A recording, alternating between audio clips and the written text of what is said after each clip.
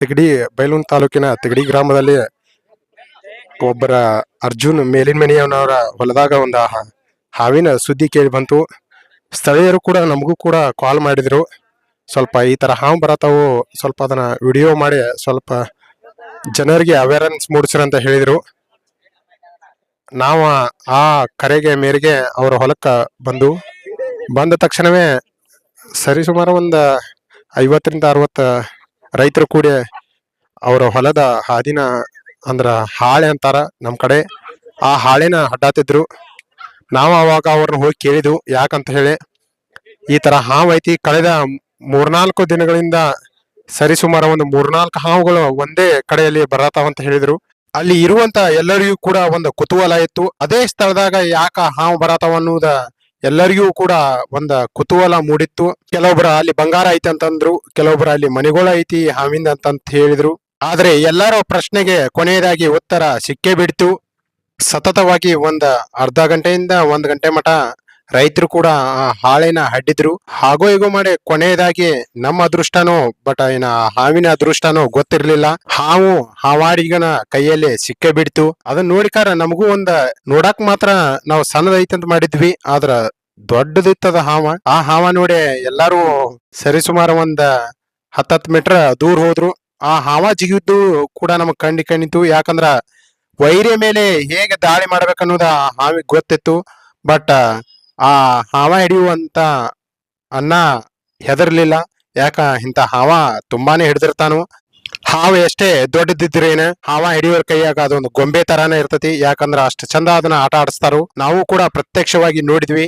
ಹಾವ ಹಿಡಿಯೋದ್ ನೋಡಿ ನಾವು ಕೂಡ ಖುಷಿ ಆದ್ವಿ. ಆಮೇಲೆ ಸ್ವಲ್ಪ ಮಾಹಿತಿ ಬೇಕಾಯ್ತು ಹಾವಿನ ಬಗ್ಗೆ, ಹೀಗಾಗಿ ನಾನು ಸ್ವಲ್ಪ ಮಾಹಿತಿ ಕೇಳಿದೆ, ಯಾವ ತರ ಹಾವು ಇರ್ತತಿ ಮತ್ ಕಚ್ಚಿದಾಗ ಏನ್ ಮಾಡ್ಬೇಕಂತ ಮಾಹಿತಿ ಕೇಳಿದೆ. ಇವ್ರ ಹೊಲ್ದಾಗ ಹಾವು ಬಂದಿತ್ರಿ. ಈ ಹಾವು ವಿಶೇಷ ಕೆರೆ ಹಾವು, ಇಂಗ್ಲೀಷ್ ಒಳಗೆ ರ್ಯಾಟ್ ಸ್ನೇಕ್ ಅಂತಾರೆ.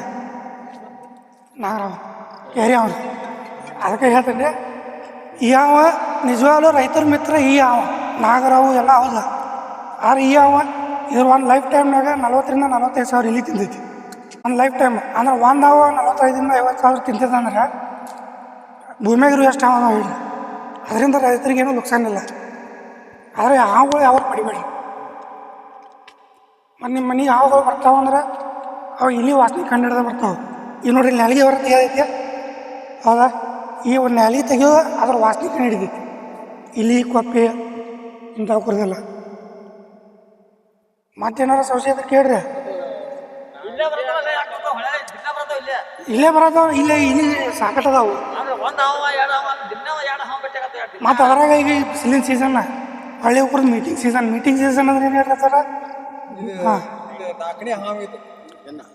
ಬಟ್ ಇದರಿಂದ ಯಾರಿಗೆ ತೊಂದರೆ ಆಗಲ್ಲ. ಬಹುಶಃ ಏನಾದ್ರು ಒಬ್ರು ಕಚ್ಚಿದೆ ಅಂತಂದ್ರೆ ಎಷ್ಟು ಗಂಟೆ ಒಳಗೆ ವ್ಯಕ್ತಿ ಸಾಯ್ಬೋದು? ಈ ಹಾವು ಕಚ್ಚಿದ್ರೆ ಏನೋ ಹಂಗಿಲ್ಲ, ಕೆರೆ ಹಾವು ಕಚ್ಚಿದ್ರೆ ಏನೋ ಹಂಗಲ್ಲ. ಇನ್ಫೆಕ್ಷನ್ ಆಕೈತಿ, ಬಟ್ ಇಂಜೆಕ್ಷನ್ ತೊಗೋಬೇಕಷ್ಟೇ, ಟಿ ಎಕ್ಸೆಕ್ಷನ್. ಎಷ್ಟು ಗಂಟೆ ಒಳಗೆ ತೊಗೋಬೇಕು? ನಾನು ಯಾವಾಗ ತೊಗೋಬೋದು, 1-2-3 ದಿನ. ಬಟ್ ಜೀವಕ್ಕೆ ಯಾವುದೇ ಥರ ಇಲ್ಲ. ಬೇಸಿಗೆ ಟೈಮ್ ಅಂದ್ರೆ ಒಳಗೆ ಈಗ ಸೆಕೆ ಟೈಮ್ನಾಗ ಕ್ಲೈಮೇಟ್ ಹೆಂಗಿರುತ್ತಲ್ಲ ಹಂಗೆ ಅಡ್ಜಸ್ಟ್ ಆಕ್ಕವ್ರಿ ಅವು. ಒಂದು ಅವ್ರದ ಈಗ ಬಿಸಿ ಅಂತಂದ್ರೆ ಒಳಗೆ ಜಮೀನ್ದಾಗೆಲ್ಲ ಬಿಸಿನೇ ಇರ್ತದೆ ಒಳಗೆ. ಈ ತಾಂಬ ಗಿಡ ಇಲ್ಲ ಮನೆ ಇವು ತಂಪು ಇರ್ತಾವೆ, ಇಂಥವ್ರಾಗ ಅಲ್ಲಿ ಹೋಗಿ ಕುಂಡಿರ್ತಾವೆ. ಮತ್ತು 2ನೇ ಮನ್ಯಾಗ ಬರೋದು ಅಂತಂದ್ರೆ ಯಾವಾರ ಏನಾರ ಈಗ ಮುಂಗ್ಲಿ ಯಾರ ಅಟ್ಯಾಕ್ ಮಾಡೋದಾಗಿ ಈಗ ಮನ್ಯಾಗ ಬಂದು ಕುಂಡಿರ್ತಾವೆ. ಬಟ್ ಇದರಿಂದ ಈ ಹಾವಿಂದ ಯಾರು ಕೂಡ ರೈತರ ಭಯಪಡುವಂತ ಅವಶ್ಯಕತೆ ಇಲ್ಲ. ಮತ್ತೆ ಏನಾದ್ರು ಬೈ ಚಾನ್ಸ್ ಈ ತರ ಬಂದ್ರೆ ಯಾರು ಸಂಪರ್ಕಿಸ್ಬೇಕು? ನನ್ನ ಸಂಪರ್ಕಿಸ್ತೀನಿ. ನಂಬರ್ ಹೇಳ್ತಾರೆ 9611713046. ನಮ್ದು ಅವರು ಬೆಳಗಾವಿ ಮಸ್ಗಾವ್.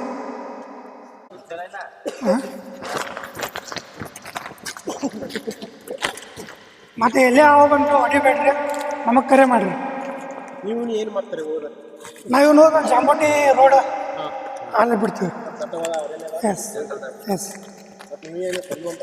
ಇಲ್ಲ, ಇಲ್ಲಿ ಮಟ ಇಲ್ಲ ಅವರು 9,000-10,000 ಸನಕ್ಕೆ ಹಾವು ಹೊಡಿದ್ದೀವಿ.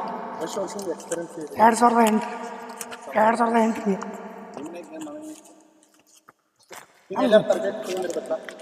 ಇಲ್ರಿ, ನನಗೆ ಯಾರು ಕೊಟ್ಟಿಲ್ಲ, ನಾ ಕೊಡ್ತೀನಿ. ಹೌದ್ರಿ, ಇಲ್ಲಿ ನೋಡ್ರಿ ಈ ಗಿಡ ಆಯ್ತಲ್ಲ, ಈಗ ಆ ಕಟ್ಟಿಗೆಗಳು ಏನು ತೆಗೆದಾರಲ್ಲ ಅದೇ ಜಾಗದಾಗ ಒಂದು ನಾಗರಾವು ಒಂದು ಕೆರೆವು ಸೇಮ್ ಸೈಜ್. ಬಟ್ ಎಲ್ಲರಿಗೂ ಒಂದು ಉಪಯೋಗ ಐತಿ. ನಾಗರಾವ್ ಕಚ್ಚಿದ್ದಕ್ಕೆ ಕೇವಲ 5-10 ನಿಮಿಷದಾಗ ಇಲ್ಲ ಇಲ್ಲ ಇಲ್ಲ ಮ್ಯಾಕ್ಸಿಮಮ್ 2.5 3 ತಾಸು. 2.5 3 ತಾಸು ಬೇಕು ಗಂಟಿ. ಹೌದು. ಅದಕ್ಕೆ ಏನಾದ್ರು ಆಮೇಲೆ ರೈತರು ಏನ್ ಮಾಡ್ತಾರೆ, ಕುಡುಗಲ್ಲೇ ಕಚ್ಕೋದಾಗ್ಲಿ ಹಾವು ಇಲ್ಲ ಇಲ್ಲ ಅದನ್ನು ಮಾಡಬೇಡ್ರಿ. ಮತ್ತು ಇಲ್ಲಿ ಹಾವು ಕಟ್ಟದ ಅಂತೇಳಿ ಇಲ್ಲಿ ಕಟ್ಟುದಲ್ಲಿ ಅದನ್ನು ಮಾಡಬೇಡ್ರಿ. ಯಾಕಂದ್ರೆ ಇಲ್ಲಿ ವಿಷ ಬ್ಲಾಕ್ ಆಗಿರುತ್ತೆ ಕಟ್ಟಿದಾಗ ಏನಂದ್ರೆ ಬ್ಲಾಕ್ ಆಗಿರುತ್ತಲ್ಲ, ಒಮ್ಮೆ ಬಿಚ್ಚಿಕೊಳ್ಳಿ ಸಡನ್ಲಿ ಏರ್ಬಿಡ್ತೈತೆ. ಯಾಕಂದ್ರೆ ಬ್ಲಡ್ ಬ್ಲಾಕ್ ಆಗಿರ್ತೈತೆ ಅಲ್ಲಿ ಸ್ಪೀಡ್ ಆಗೈತಿ. ಮತ್ತು ಹಾವು ಕಡ್ದಾಗ ಹೆದರಬಾರ್ದು.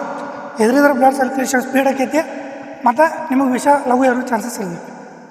ಮತ್ತು ನಾಗರಾವಿನ ವಿಷ ಮೈಯಾಗಿ ತೆಗೆದು ಉಳಿದ್ರು ಮನುಷ್ಯ ಹುಚ್ಚಾಗೋ ಚಾನ್ಸಸ್ಸು ಇರ್ತೈತಿ. ಯಾಕಂದರೆ ನಾಗರಾವಿನ ವಿಷ ನರಕ್ಕೆ ಸಂಬಂಧಪಡ್ತೈತಿ, ನ್ಯೂರೋಟಾಕ್ಸಿಕ್ ವೆನಮ್. ಈಗ ಹಾವು ಯಾವ್ದೊಂದು ನಾಗರಾವ್ ಅಥವಾ ಯಾವುದೋ ಒಂದು ಹಾವು ಕಚ್ಚಿದ ತಕ್ಷಣ ವ್ಯಕ್ತಿ ಏನ್ ಮಾಡ್ಬೇಕು ಮೊದಲು? ಪ್ರಥಮ ಚಿಕಿತ್ಸೆ ಅಂತಾರಲ್ಲ, ಪ್ರಥಮ ಚಿಕಿತ್ಸೆ ಹೇಳ್ತಂಗೆ ಕೇಳ್ರಿ. ಅದು ಪ್ರಥಮ ಚಿಕಿತ್ಸೆ ಹೇಳ್ತಂಗೆ ಕೇಳ್ರಿ. ಹಾವು ಕಡಿದ ಹೌದಾ, ಇದನ್ನು ಸ್ವಲ್ಪ ಸೋಪಿಂದ ತೊಳಿಬೇಕು. ಇಲ್ಲ ನಿಮ್ಗೆ ಅಷ್ಟು ಟೈಮ್ ಆಯ್ತಂದ್ರೆ ನೀವು ತೊಳ್ಕೊತಾನೆ ಗಾಡಿ ಮ್ಯಾಗ ಹತ್ತೀರಿ. ಒಂದು ಬಾಟ್ಲಿ ನೀರು ತೊಗೋಬೋದು, ಸೋಪ್ ತೊಗೋಬೋದು, ತೊಳ್ಕೊತಾನೆ ಹೋಗ್ಬೋದಲ್ಲ. ಅಂದ್ರೆ ನಿಮ್ಮ ಪ್ರಕಾರ ಆದ್ರೆ ಪ್ರಥಮ ಚಿಕಿತ್ಸೆ ಅಂದ್ರೆ ಮೊದಲು ಅದು ಹಾವು ಕಚ್ಕೊಳ್ಳಿಗೆ ಆಮೇಲೆ ಹಿಂಗೆ ನೀವು ಬಾಯಿಲೇನೋ ಹಿಂಗೆ ಎಕ್ಸ್ ಮಾರ್ಕ್ ಕಟ್ ಮಾಡಿ ತೆಗಿಬೇಕು, ಅದೆಲ್ಲ ತೆಗಿಬೇಡ್ರಿ. ಯಾಕಂದ್ರೆ ನಿಮ್ಮ ಬಾಯಿಗೆ ಎಲ್ಲರೂ ಗುಳಿ ಪಳ್ಳಿ ಇದ್ದು ಅಂದ್ರೆ ಅದ್ರಾಗ ವಿಷ ಸೇರ್ಕೊಳ್ಳೋ ಚಾನ್ಸಸ್ ಇರ್ತೈತಿ. ಅಂದ್ರೆ ನೀವು ಮೊದಲು ಆರೋಗ್ಯ ಇಲಾಖೆಗೆ ಸಂಪರ್ಕಿಸ್ಬೇಕು ಮೊದಲು ಹೌದು.